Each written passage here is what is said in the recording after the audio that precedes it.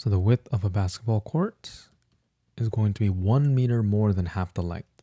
Okay, so that means if I have half the length, so L over 2, and I add 1, it should equal exactly the width. Okay, so this is our relationship, right? And now if I know that the area of the court, right, is going to be 364, right? We know that it's a rectangle, so its length times width is 364, right?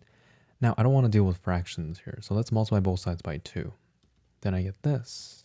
So moving the 2 over, I get 2, w minus 2 is L. And now I can replace this into this equation here, right? So I get 2w minus 2, right? And then w is 364.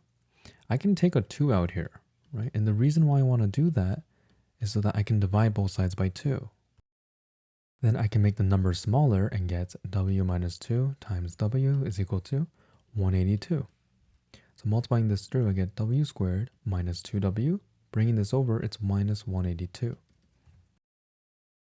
So when you graph this, you end up with the following.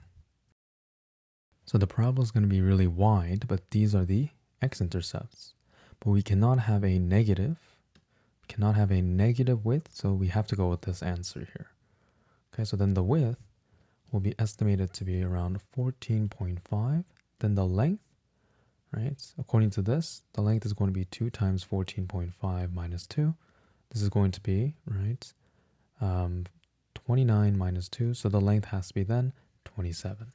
Okay, so the dimensions will be 14.5 by 27.